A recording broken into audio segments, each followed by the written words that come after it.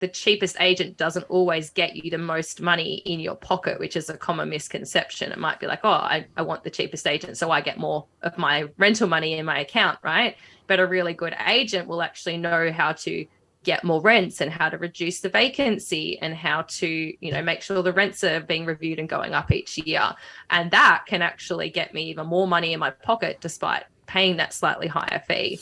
Going once, going twice, sold. You're listening to The Property Pod. All right, guys, welcome back to The Property Pod, your weekly engagement into real estate here in the Hobart Marketplace. I am your host, Aaron Horn, and it gives me great pleasure to be back at the desk with the boys in the hood. I've got Patrick Berry and John McGregor. Welcome back to The Property Pod. It's been a few weeks. It's good to have you back, mate. It's been a while. Yeah, it's been a red hot minute. It feels like ages. I know. I say that every time lately. I'm sitting here. I only think it's like 2 weeks. Like, I know I was away. I went to a wedding in Bendigo. Actually, Paige from Bendigo, who has been one of our long-time listeners, it was her wedding. So shout out to her. Yeah, awesome. Yes, she used to be a Faulkner, but now she's smart. So she's smart to be listening to this bad boy. Was there episodes on the, the rotational playlist on the night? Yeah, no, the DJ just said, listen to The Property Pod. No, they didn't have a DJ. They had an amazing band. It was, absolute cracking event. And they did covers of The Property Pod, right? Yeah, they did episodes 7, 9 and 41. The one on title insurance was there. That was a real hit. really made the dance floor take off. No, look, I feel like we haven't been in this studio for a little while. It probably hasn't been that long, but work has been... It's been hectic. There's been a lot going on. You've had a cracker in Parliament Street. I don't know if people would have seen the video of it yet, but we've done an interview. I think we're going to try and use it as a podcast episode. He had about a 25-minute chat with the owner of the house. And I told you, she's just such a good storyteller, Jen. Oh, That's the thing, I met her years ago and we became, she's been one of my best mates for years. But every time she just talks about something. She's always got interesting stories because she travels everywhere. But I just sit there and just listen to her. And that's when what they'd work with her and her husband, Andrew, and the work that they've done and the detail they brought into this place. I was like, who better to showcase this property than them? Yeah. And, you guys did an incredible job taking 30 minutes and, compressing it down into a sizable 5 minutes. But I don't think it could have been any shorter. Like, there was so many beats about that property that had to be hit. And if you cut any more, you just would have missed it. No, look, and it was a battle. I actually got another cousin of mine. I've got a cousin who works for the media house here. I got another cousin of mine to freelance an edit of it for me because it was so big. I was like, dude, I just need you to trim the fat on this bad boy. Yeah. There's heaps in it. But going through it, I think we'll try for the podcast maybe next week or the week after. We'll release it as a pod and we'll put it out and we'll just put the full long form conversation because sitting there listening to you guys chat, it was a hoot. I loved it. So we'll just watch this space in the coming weeks and you might get a really nice story of 15 Parliament Street in Sandy Bay, a cracking property. And I just think from a different perspective, it's just such a fun way to engage in property where rather than you've just got the agent standing in front of the home, well, people ask what's this? Why did they do that? Like, where are they going? And it's just, there it is. Yeah. Listen to it, chat. Yeah, the doggy door. You'll find all out about that in the coming weeks. Pat, you've hooked us up with a guest today. I have hooked us up with a guest and I'm excited. Yeah.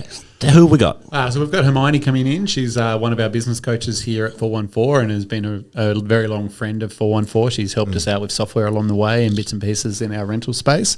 So, we're going to get her on. We're going to talk all things rentals today. Sweet. Well, let's not hold it up anymore. We will cut away and we'll be right back with Hermione. Cool.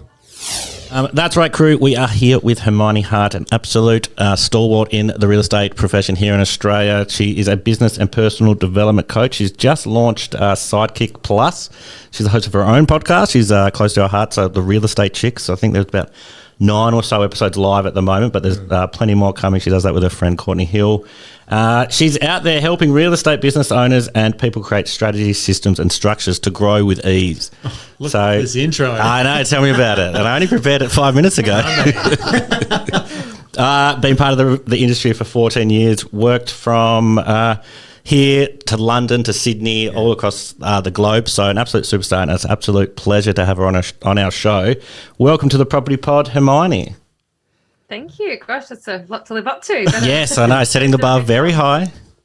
That's probably Thank you for having me. the grandest intro, Aaron, you've ever given to one of our guests. It's pretty impressive. The hilarious bit is, I'm going to throw myself under the bus here, but the hilarious bit is I've been out taking photos all this morning, and in my head I'm like, I've got to get ready for the podcast. I've got to get ready for the podcast. I literally sat down and just was like, copy, paste, copy, paste, copy, paste. Well, It came out like a dream. You've nailed it, mate. Well, thanks for joining us, Hermione. We're really excited to have you on our podcast this morning. Yeah. You're so welcome. I'm happy to be here and have a chat. So, fill people in a little bit. Do you want to let everyone know, I guess, how you got into the industry and how you've ended up becoming a real estate coach? Oh gosh, okay. I'll try and keep it as brief as possible. But I was finishing school and I just worked at a video store, and I was one of those. Oh, which one? No idea what they Sorry, wanted to. I got to jump in. Blockbuster. Oh, Blockbuster. I was Video Easy for life. Yeah, I think I'm 7 years at a video store. I still go into stores and try and like straighten things up. From straightening all the video and DVD cases. But yeah, like I went through the transition from video to DVD, and I was finishing school and they kind of went, oh, you could work your way up and become the assistant manager of the store. And I had no idea what I wanted to do. But luckily my mum was selling our family house at the time, and I just literally gained an interest in real estate.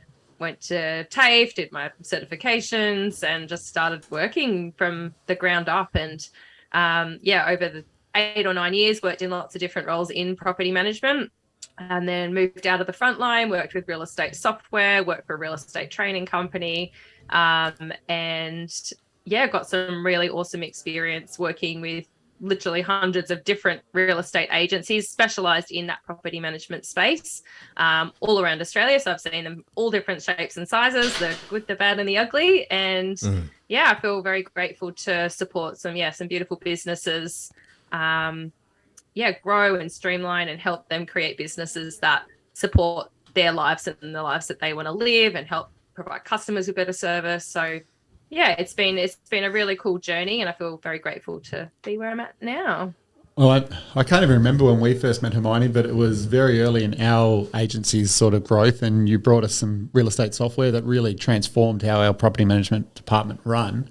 And since then, you've also been working with one of our business development managers, Jo, help her sharpen her skill set. So we can put a lot of credit to our agency's growth just from the different things you brought to us along the way. But today, I guess what I was really excited to do is try flip it on you a little bit. Instead of, teaching real estate agents how to be better at being real estate agents, use all that knowledge that you've sort of discovered along the way. And if you had an investment property that you were looking to rent out, what is it that you would look for in a property manager to try, choose the right one based on everything you sort of know about the industry? Yeah, it's a really interesting question. I mean, you've probably got quite a few people listening who either do own investment property or have thought about buying investment property. And, I think the first thing is that there is a lot of choice out there. Every suburb, every city has a lot of different agencies that they can choose from. The typical default for a lot of investors is they will just sort of default to use this managing agent that they purchase through, right? Because it sort of seems like the easiest option. But from experience, like I know that just because you've bought that property through that agency, it doesn't mean that either that they're the best agency for the area, but even the best agency for you. Because when it comes down to it, each investor has got different needs, different wants, different things that they value in a service.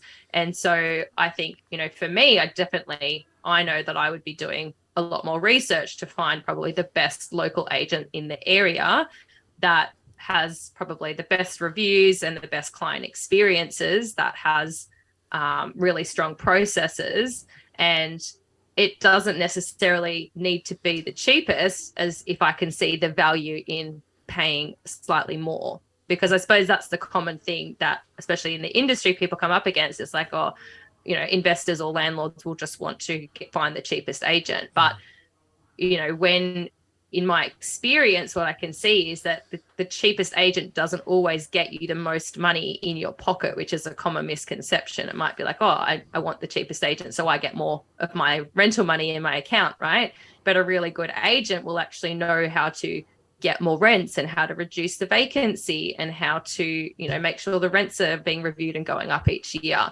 And that can actually get me even more money in my pocket despite paying that slightly higher fee. So I think that for me, I know that that's what I would be looking out for, is which agency can deliver on those results and processes to actually get me more income, more asset growth over that time. It's it's an interesting point you point out, because you are correct. A lot of people tend to automatically think the cheapest agency is going to mean that I get the most money in my bank account each week. But if they're undervaluing the property when they're trying to decide what to rent it out, that means that you might save, you know, a couple of dollars in the weekly management fee, but it could be coming at the cost of, you know, $10 or $20 a week in weekly rent. So your overall profits at the end of the year are going to be down simply by choosing potentially that cheaper agent. And then the flip side, I noticed you mentioned as well vacancy rates. Do you want, for a lot of people, do you want to explain a little bit more what that means, I guess, when it comes to vacancy rates and how that can affect your income at the end of the year? Yeah. So, I mean, in a nutshell, if you have a property vacant for 4 weeks versus 1 week, obviously that's going to cost you, you're not going to be getting any income during that period of time, right? So instead of getting 52 weeks of income on your rental property, you might only be getting 48 weeks of rental income on your property across the year, right? So it might seem like, oh, that's just up to the market as to how long a property sits vacant. But in my experience, I know that there's things agencies can do and have in place to make sure that that vacancy period is minimized, right? Like I know a lot of agencies will have, you know, that they have things in place so that they make sure there's only even a couple of days in between the vacating tenant and the incoming tenant. And I know that then that's acting in my best interest as a landlord, because then I'm only going to have to worry about having a few days where I don't have that rent covered. And probably that, you know, I don't then have to worry about pulling money out of my own pocket to put into that investment property setup, right? Because if that property is vacant for 4 weeks and, you know, most investors are, you know, financing that through the rental income. So then suddenly I don't have 4 weeks of rental income, but I still have my mortgage repayments. I want to find an agency that knows how to minimize that vacancy through solid vacate processes, through having the tenant databases there ready to go, to, you know, premium marketing, so that I know that I'm attracting all those tenants way before that last tenant even moves out, and having that all secured and lined up ready to go. From the inside, that seems like something that totally makes sense from people that are working in the industry. But if you're someone that's out there, you're just like, oh yeah, you've got to wait till the person moves out of the house before I can start advertising it, which then means we've got to set up the inspection the following week. If you're kind of self-managing it, that might be your mindset. But if you're bringing on a professional and they've got all these systems in place, which is kind of what you discussed, it's going to streamline that, and you're not going to be kind of worrying about, will I be able to afford the mortgage this week, and how is my financial situation going to be based on this vacancy, which, something I'd never thought of before we'd started the podcast or had worked in real estate. Yeah, absolutely. And I think I see it is, even when we've been having, you know, on paper from your management authority, premium agent, I'll use that for lack of a better term, might cost you an extra couple of $100 over the year, but they're going to save you $1,000 over the long term in reduced mistakes, better processes, you know, more efficient management. Because if that property is vacant, like at the moment, the average, you know, loan for an Australian is somewhere between $350,000 to $400,000. With increasing interest rates, that's nearly $2,000 a month. That quickly disappears. And if all of a sudden those 4 weeks are vacant and you've lost that $2,000, it takes you nearly, you know, and then in order to recoup that $2,000 for an extra $20 to $50, you need to wait the entire year before you've recouped that, you know, difference income that you've lost. So just by, by them having to lose that little bit of downtime and rent actually has a huge effect. And then all of a sudden that $200 that you would have paid the gain by getting the cheaper agent, all of a sudden sounds like it has cost you an enormous amount of money that you otherwise wouldn't have planned for. We're not playing with monopoly money. Like this is real people's money, right? And this is the thing I, you know, try and teach a lot of the clients that I work with. You know, when I first started in property management, I had this perception that, all landlords must be these like rich investor people and they must have lots of money. Why are they getting so upset when I want to, you know, get a washing machine repaired for $500, right? But then over the years, I've realized that the majority of investors are just like you, me, any of us listening, and we've got that investment property set up with its, with hopefully the rent paying as much of that, the costs of that investment property as possible. And then I've got my own income and my own life. And when there's any costs or vacancy or anything going on that investment property that poses then a risk to not having that income, it means that I actually have to go and like look at my own personal budget. Do I have savings there ready to go? Like, do I have that rainy day fund to be able to put into that investment property? Or am I so tightly budgeted with, of course, a reason, right? I want to have this investment property to, for my own future and in retirement and all that sort of thing. But then am I going to need to go and find that $2,000 from my own personal budget? Does that mean, oh, sorry, kids, can't do a family holiday this year? Like we've got no money. We've had to put it into the investment property, which is for the future, but then it's a sacrifice for right now. So part of working with a really good property manager will be one that knows how to minimize that vacancy for you. Well, so you mentioned that because I understand it when you're talking about processes, etc.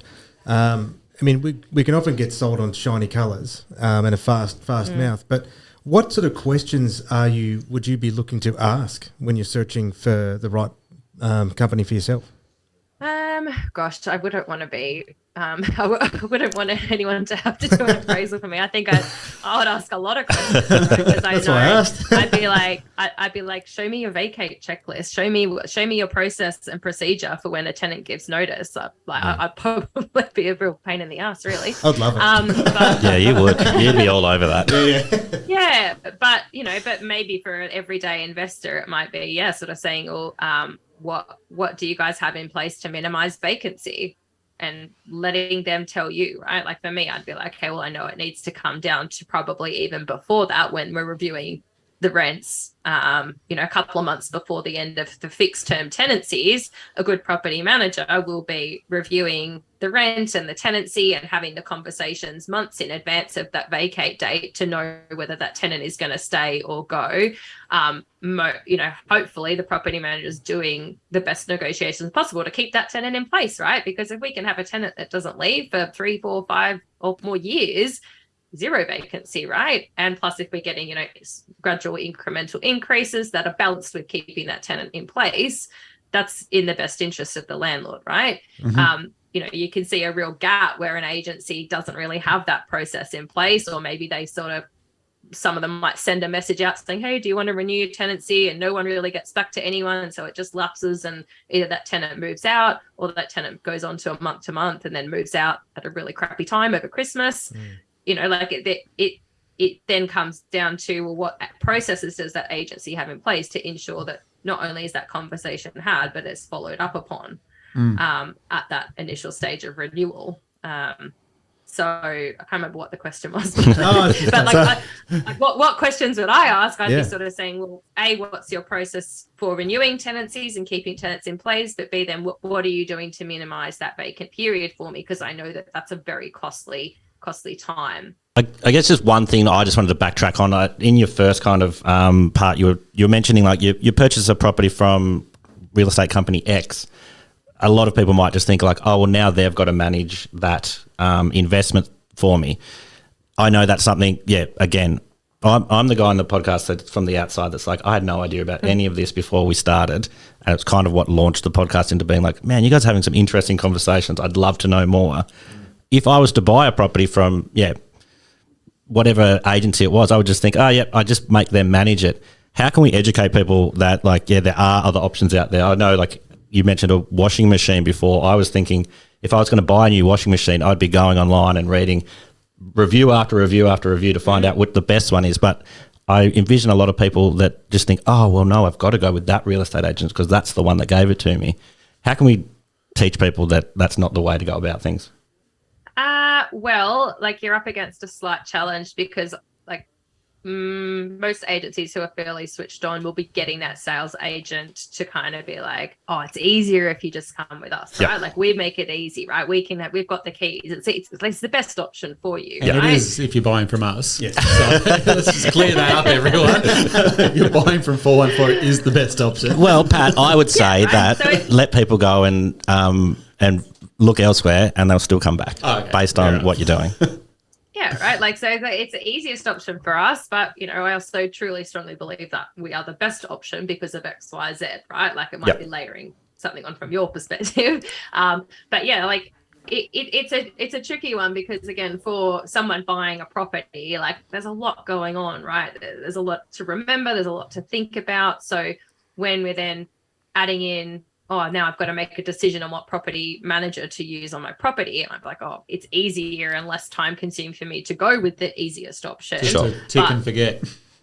Yeah, right. Like, it's like, okay, well, sure. Like, I'd like fries with that. Like, just chuck it on. But so it might be like, well, so not might be. What I would recommend is that, yeah, maybe look at that as an option, but don't take that as the only option, right?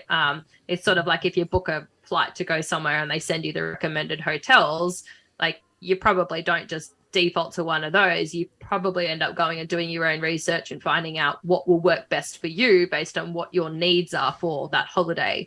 So it's the same thing. It's working out, okay, well, what do I need from a property manager? I need someone who's going to minimize my vacancy, get me the most rent possible, communicate with me, like that has online access to my data, like whatever those kind of checkpoints are for you.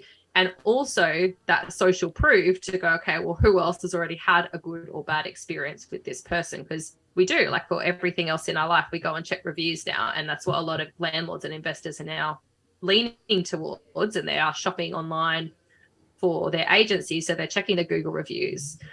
So that would be another big thing for a landlord to sort of to check the reviews of that agency and see what experience they've had and make sure that it's not just all good sales reviews, that you can see some reviews of, wow, the property management team are great because they did X as well. Yeah, 100%. I think we can forget that, for the public and the general investor, they see XYZ agency as a whole, but there can actually be, in most agencies, like they run quite separately, the property management and the sales. So like we want to make sure that the property managers have good, strong experience and reviews and positive things said about them, as well as the sales team. And I would have thought that the property managers that look after the properties are only ever as good as the support admin team behind them as well. So like if I was asking a question of who would I manage my property with, I'd probably be asking the business development manager at the appraisal stage, the property manager looks after it, but do they get additional support to, work through all the admin things so things don't get forgotten? Or like I know with our team, we've got 2 admin support staff that help the entire property management department get the jobs done. And to me, that just seems important to make sure that those little things just don't get forgotten about. So I think the worst thing we could have is a property manager that's stressed every day because they've got too many things they're trying to juggle. And so I'd be wanting to know that they are getting the support, or how many properties are you actually managing yourself. Yourself. Yeah. Is that is that I definitely asked that as well. Yeah. It's how many properties are you looking after, and how is that structured? What support do you have? Because back in the day when I started, property managers could probably manage 250 properties with their eyes closed. But now with the technology and the demands and the legislation, and the sort of property management has leveled up over the years. It used to be just like okay, yeah, sure, we can look after your property for you. It wasn't really like a big thought out thing. But now, like it is you can see the value and difference it can make to an investor when it's done well. So checking on how many properties that property manager manages, there isn't a right number. I'd love to say like, okay, it's 100 or 150 or 200, but it varies depending on whether that person has support. I would probably say if there's one property manager and no support and they're managing 250, 300 properties on their own, like that is going to be too much for one person to handle without being stressed and overwhelmed to be able to get back to everyone on time, right? And then what happens when that person needs a sick day or a holiday or anything? So you want to know that the property manager you're choosing has a manageable amount of properties, or if it's a high amount, that they do have that support team behind them. Well, and what I like about that too is like, well, what happens to my property when you're sick? And it's that, well, do they have a team and a business around them that goes, well, actually it's okay. You're not going to have to, if, sometimes life happens and I'm not going to be there for you. I'm going to be on holidays. I'm going to be sick. And the good thing is the business has those support structures in place that, boom, nothing gets missed. Someone takes over and you're still running smoothly.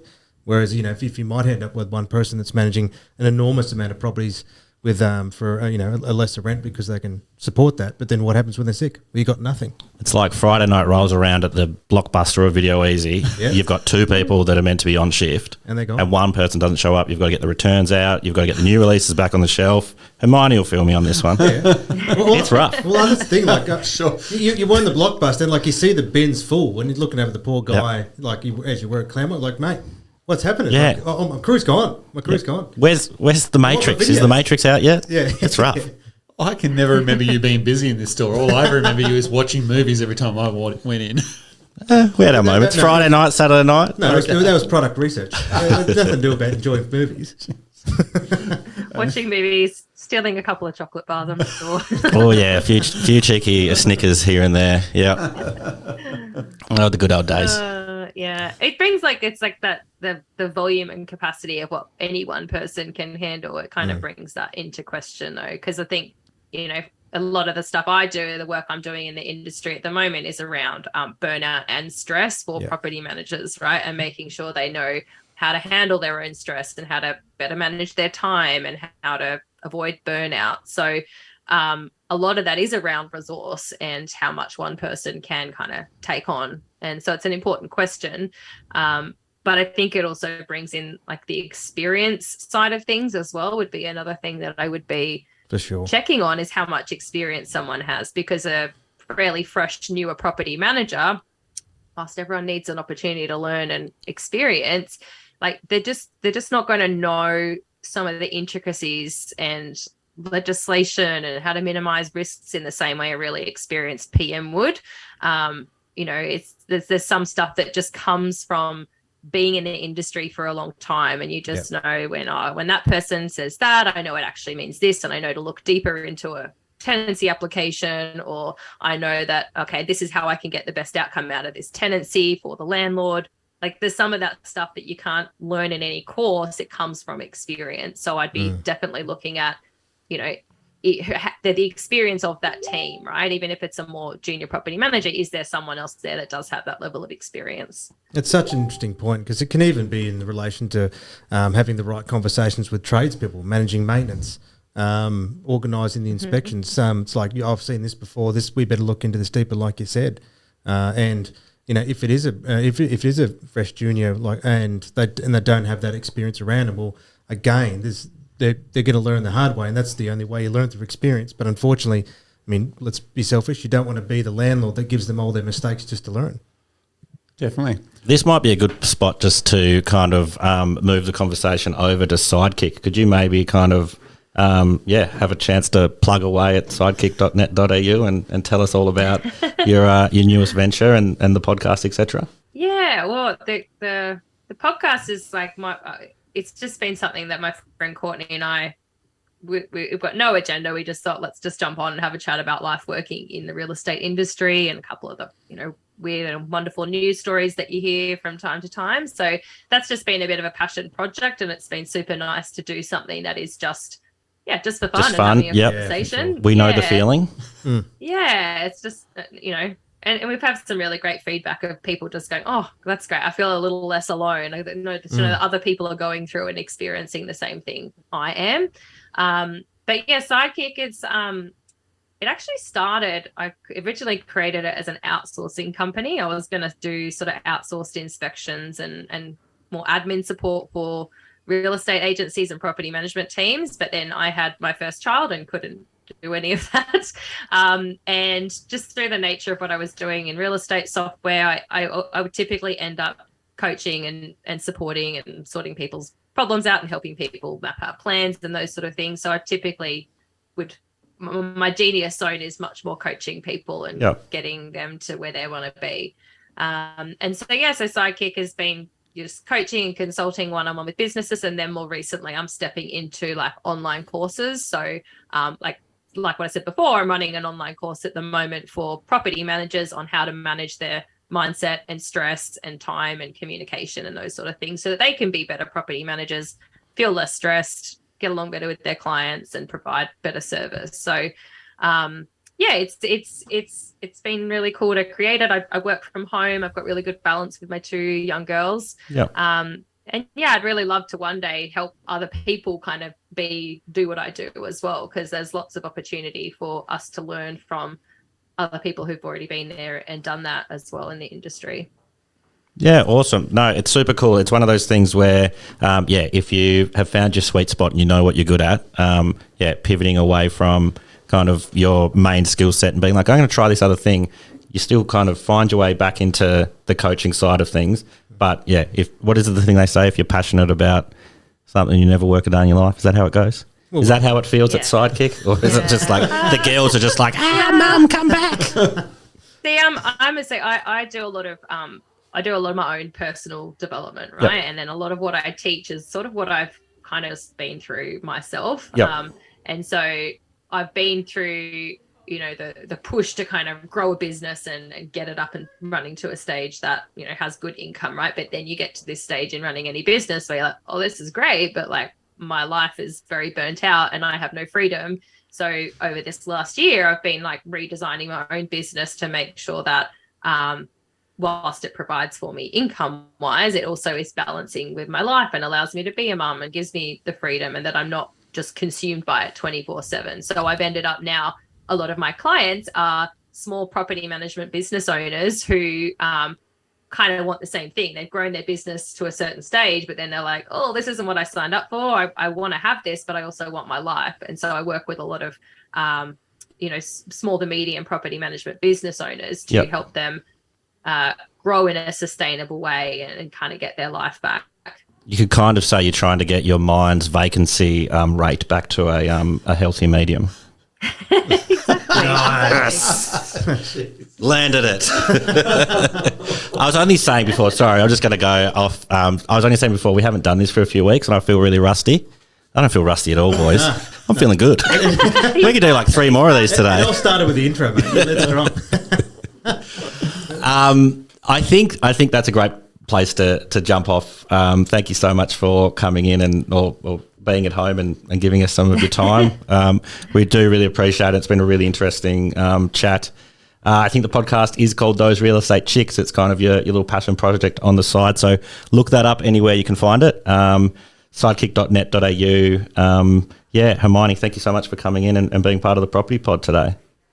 Thank you for having me. And hopefully if there's any landlords listening, we've got a few tips on what to look for. And it's been really great to catch up and have a bit of a different chat to what I usually chat about. Awesome. Thanks very much, Marnie. Appreciate it. Awesome. Thank you so much. All right, thanks. Bye. Boys, another video store employee. You know my heart lights up when I hear another video store employee. Hamish Blake, Video Easy really? alum from back in the day. Yeah. Mark Stewart, a fellow listener, also Video Easy alum. I know that Blockbuster is the enemy, but Hermione spoke so well that she can be on the pod. Still the only one that exists today. Yeah. Have you seen actually? There's a Netflix show coming out About the last Blockbuster? About the last Blockbuster. Isn't really? that funny that the war between Netflix and Blockbuster was so big? They basically went CD versus Betamax or whatever, all the vinyl, all the battle, and now Netflix are making a show about Blockbuster. Well, I think too Blockbuster had that opportunity, but they just said, no, that's just stupid. Stuck with the store and. There's a really good doco out there about the battle of the video stores. But yes, shout out to I just get so excited. It takes me back to a happy place of people coming in and being like, I'm looking for this movie with that guy, and I'm like, you look like a Nicolas Cage fan. You're looking for Face Off. I just know. And, that's the one. Damn. I want to take his face off. Hermione's great. That was such a good conversation. Yeah. Because I remember even when we had our business and she introduced Inspect Real Estate to us, she helped our team a lot. Yep. She's a phenomenal operator. Yeah. Great coach. And it sounds like this Sidekick thing's going to be really exciting, kind of, giving plenty of people opportunities to level themselves up. And again, it's in this modern COVID world where you can work from home, still look after the family. And she seems like she's a natural at providing advice, taking on all those things and sending it down the line. So shout out to Hermione. Everyone check out Sidekick. What was the podcast called again? Those Real Estate Chicks. Those Real Estate Chicks. I feel like her pod is very closely aligned with ours in that it's let's talk about anything else but based on what you've said. It feels good to be back in the studio, boys. Man. Good to be back. No, it's good to be back. We will we'll be back next week with more, perhaps John's special edition episode Shout out to all our listeners there. Like, share, subscribe, all those things that you should do. This has been the Property Pod. Till next time. All right, bye. You have been listening to the Property Pod, recorded and edited by 414 Media House in conjunction with 414 Property Co. This podcast is general information only, and the thoughts and views expressed is the opinion of our panel, and listeners should always seek then use their own investigation into any topic we discuss to ensure they fully understand their own situation. It does not constitute and should not be relied on as purchasing, selling, financial or investment advice or recommendations, express or implied, and it should not be used as an invitation to take up any agent or investment services. No investment decision or activity should be undertaken on the basis of this information without first seeking qualified and professional advice.